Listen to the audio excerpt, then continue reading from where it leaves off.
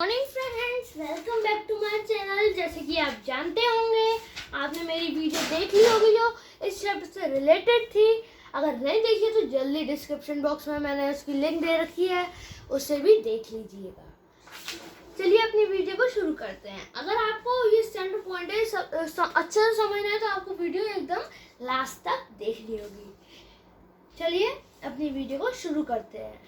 जैसे कि हमने पूरा स्टार का जो था, स्टार हमने पढ़ लिया था। अब हम कहाँ पे थे? द सोलर सिस्टम हम शुरू करने वाले थे। ओके, चलिए शुरू करते हैं। The word sol mean the sun and the system, refer to its family. In other words, the solar system in the name given to the sun and the group of heavenly bodies that revolve around it, the 8 planets and their satellite or moon, meteoroid, comet and asteroid. अब मैं समझाता हूँ। मतलब जैसे कि आप देख रहे हैं, सोल मीनिंग क्या होती है? सोल की मीनिंग आपको पता है? सोल मीनिंग मतलब sun and system.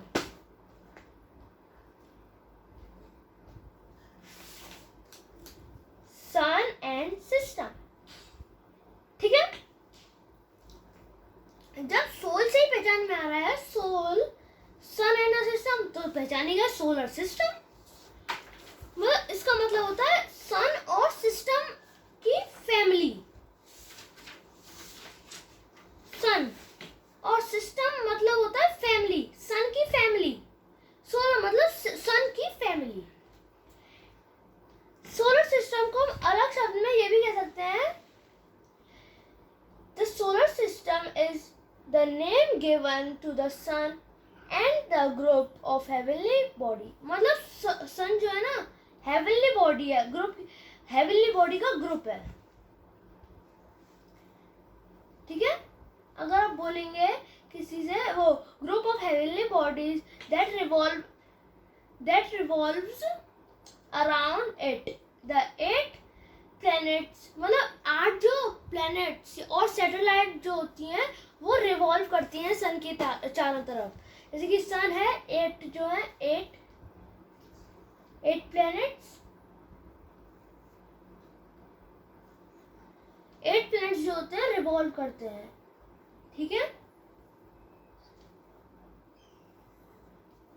8 planets revolve करते हैं सन के चारों तरफ, और वो हेवनली बॉडीज होती है। जैसे कि स्टार की डेफिनेशन थी हेवनली। अब हम क्या पढ़ने वाले थे? सन, ठीक है। चलिए सन पढ़ते हैं। The sun is the centre. अब मैं सन का सिंपल इंट्रोडक्शन दे दूं। सन क्या है? सन जो सेंटर में इन सब प्लैनेट्स के, और वो बहुत गर्म होता है, वही हीट देता है। मतलब अधिकतर हीट वहीं से आती है, क्योंकि वो बहुत बड़ा है और हीट भी बहुत देता है, इसीलिए। और उसका टेम्परेचर 6000 डिग्री सेल्सियस से भी ज़्यादा होता है। और अर्थ में अगर 50 तक हो जाता है तो सब लोग डरने लग जाते हैं, 50 डिग्री टेम्परेचर हो गया।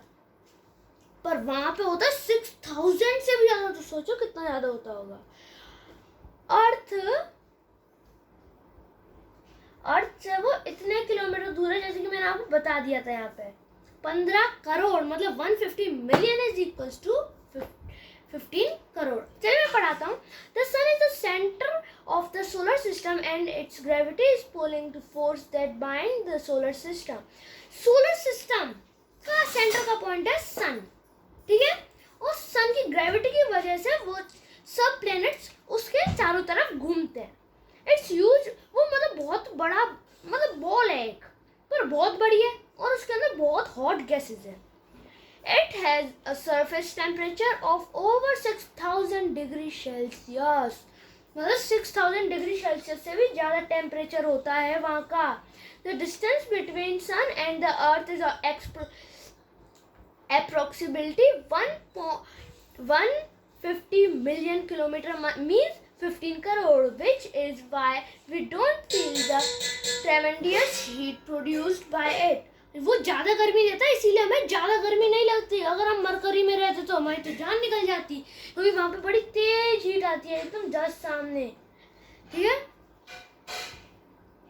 अब हम पढ़ेंगे प्लैनेट्स. आप सब तो जानते होंगे प्लैनेट्स कितने होते हैं. प्लैनेट्स में की रिंग किस किस साफ साफ दिखती है और होती किस किस में रिंग. चलिए पढ़ते हैं.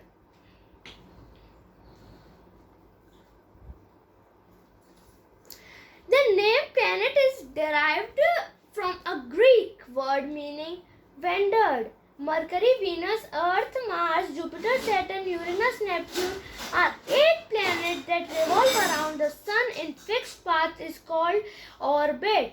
They also rotate on their axis while revolving around the Sun.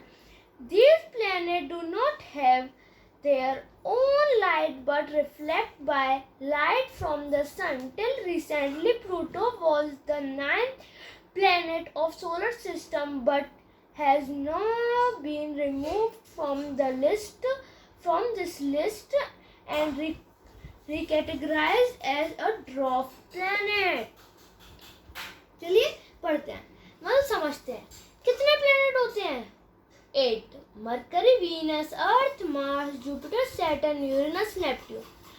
ठीक है, और ये जो प्लेनेट नाम है उसका मतलब क्या होता है और कौन सी मतलब ग्रीक नाम, मतलब जो ग्रीक के लोग होते हैं ना उनका शब्द है, और इसका नाम मतलब क्या होता है? वेंडर्ड. ठीक है,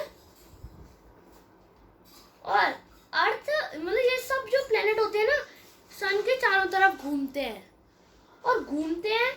ठीक है, और वो अपने एक मतलब घूमते घूमते अपनी एक जगह पे भी घूमते हैं, और अगर अपनी एक जगह पे घूमते हैं यूं करके उससे हम कहते हैं अपनी एक्सिस पे घूम रहे हैं, रोटेटिंग ऑन एक्सिस. मैं आपको समझाता हूं. Orbit, axis. ऑर्बिट होता है जो बड़ा होता है, एक्सिस छोटा सा. एक्सिस मतलब अर्थ ही है, अर्थ यूं करके यूं घूम रही है, और अर्थ यहाँ पे फिर यूं करके यूं घूम रही है, इसलिए ये बड़ा है, ये छोटा. सन भी सेंटर में होता है, तो और ये जब घूमते हैं उसे कहते हैं रिवॉल्यूशन, इसे कहते हैं रोटेशन. ठीक है, और एक प्लेनेट था रिसेंट में जिसका नाम था प्लूटो. वो अब चले गया है पता नहीं कहाँ, अब उसे मतलब हटा दिया है प्लेनेट के नाम से, पर क्योंकि शायद, और उसे हम कहते हैं dwarf planet. All planets are spherical in shape but are of varying size. These compositions also differ. Mercury, Venus, Earth, Mars are rocky, while Jupiter, Saturn, Uranus and Neptune are gaseous and liquid. Mercury is the smallest planet and Jupiter is the largest. Though Mercury is the closest to the Earth, it is not the hottest planet. The hottest planet is Venus, as it has an atmosphere where traps of sun heat. Saturn has many rings of dust, rock and ice around it. Recent study of confirmed the presence of rings also around Jupiter, Uranus and Neptune. However, these rings can be seen through the help of a powerful telescope from the Earth. चलिए मैं समझाता हूँ. जो सारे planet होते हैं ना spherical shape में होते हैं, मतलब बॉल के शेप में. ठीक है, जैसे कि आपके पास कोई बॉल होगी उसका भी आपको स्फीयरिकल शेप दिखेगा. बॉल का स्फीयरिकल शेप होता है और टायर सर्कल होता है, पर स्फीयरिकल शेप किसका होता है? बॉल का होगा, जो फुटबॉल का हो जाएगा, मतलब जो भी सर्कल जिसमें हवा भर सकता है सर्कल शेप में. चलिए, और क्या था ये, जैसे कि यहाँ पे जैसे कि मरकरी, वीनस, अर्थ, मार्स, ये तो रॉकी है, जैसे कि पत्थर वत्थर। Jupiter, Saturn, Uranus, Neptune gas से भरे हुए हैं, लिक्विड मतलब पानी से भरे हुए हैं। मरकरी सबसे छोटा प्लेनेट है और जुपिटर सबसे बड़ा प्लेनेट है। मरकरी सबसे पास है उसके, पर जब भी वो सबसे गर्म नहीं है, सबसे गर्म है वीनस, ठीक है। और चलते, हमने अभी कंफर्म किया है कि ये जैसे कि रिंग्स किस किस में होती है, आप देखेंगे रिंग्स होती है Jupiter, Uranus and Neptune. Ring आप सोच रहे होंगे रिंग इन तीनों में हो ही नहीं सकती, आप सोच रहे होंगे सिर्फ सैटर्न में देखते हैं। सैटर्न की बहुत सारी रिंग्स होती हैं, पर इनकी जैसे कि मतलब सैटर्न में ज़्यादा डस्ट होगी, इसीलिए ज़्यादा बड़ी रिंग दिखती होगी सबको, मतलब फोटो में भी रिंग दिखाते हैं।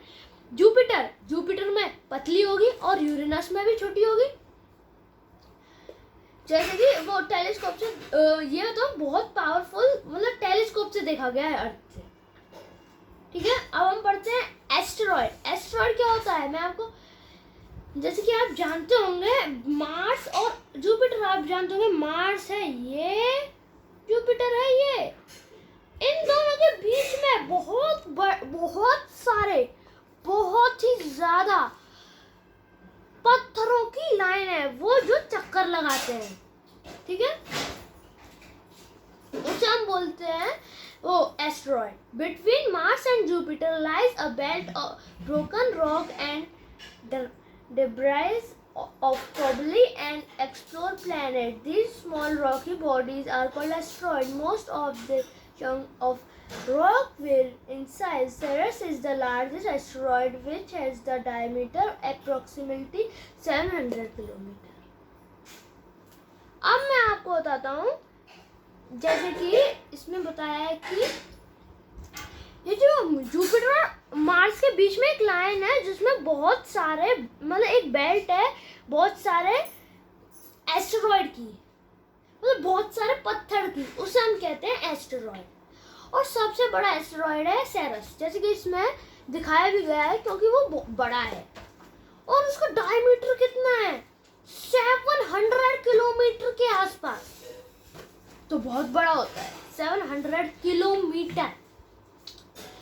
When we often see bright streak, अब हम पढ़ेंगे मेट्रॉइड। When we, जैसे कि आप देखते होंगे कोई आसमान में देखते होंगे यूं करके, यूं कोई आ रहा होता है, या फिर यूं करके यूं ब्राइटिंग सी कोई चीज दिखती होगी, shooting star. When we often see bright streaks of lightning flashing through the night sky for few seconds, we call these shooting stars. Actually, these are dislodged pieces of rock mainly from the asteroid belt when enter the Earth's atmosphere at great speed. Because of friction of the atmosphere, most of these pieces of rock are called meteoroid. Burn out completely. However, the larger pieces do not burn fully and fall on the Earth, making craters. The trunks and fall on the Earth are called meteoroids. The largest crater made by meteoroid in the state of Arizona in USA. It measures 1.2 meters across and 170 meter deep. चलिए मैं मतलब समझाता हूँ। जो आप, मैंने बताया चमकता हुआ देखते हैं, तारा टूटता हुआ चमकता है वो बहुत, उससे हम कहते हैं शूटिंग स्टार। रात में आप देखते हो कुछ सेकंड के लिए कोई चमकता हुआ जा रहा होता है तेजी से, कुछ सेकंड के लिए आप देख पाएंगे, नहीं तो वो बहुत कम दिखता है, वैसे आपको दिख जाएगा, उसे हम कहते हैं शूटिंग स्टार। शूटिंग स्टार वो मतलब रॉक से टूटा होता है। और एस्टेरॉयड बेल्ट, जैसे कि मैंने बताया, एस्टेरॉयड की जो बेल्ट होती है वहां से कुछ निकल के आ रहा होता है और अर्थ की तरफ आ रहा होता है बहुत तेज स्पीड से, ठीक है। और वो एटमॉस्फेयर में घुस जाता है, वो मेटेरॉयड, मतलब जब वो आता है ना, मतलब एस्टेरॉयड, जैसे कि आप देख सकते हैं ये वो आता है, क्या कहते हैं, ये जो लाइन होती है मार्स और जुपिटर के बीच में, वहां से अब वहां पे है तो हम कहेंगे एस्ट्रॉइड, अगर वहां से निकल जाएगा तो हम कह देंगे मेट्रॉइड। ठीक है, तो अब मैं बताता हूँ जो मेट्रॉइड है उसे हम मेट्रॉइड कह देंगे, और ये जो होता है बहुत अर्थ पे गिरता है मेट्रॉइड। ठीक है, जैसे कि एरिजोना यूएसए में एक जगह है, स्टेट है, वहां पे 1 किलोमीटर 200 मीटर लंबा तो था, लंबा तो गड्ढा हुआ इतना लंबा, और नीचे कितना हुआ 1 मीटर, सॉरी 100 मीटर 170, मतलब कितना नीचे आप खुद सोच लो, आप खुद चौंक जाओगे सुन के। 1 किलोमीटर 200 मीटर लंबा और 170 मीटर नीचा, तो बहुत हो जाता है। ठीक है, thank you guys for watching this video. अगर आपको मेरी वीडियो पसंद आई हो तो लाइक शेयर और सब्सक्राइब करना ना भूलिएगा मेरे चैनल को, और कमेंट लिख के बताइए आपको मेरी वीडियो कैसी लगी। Thank you.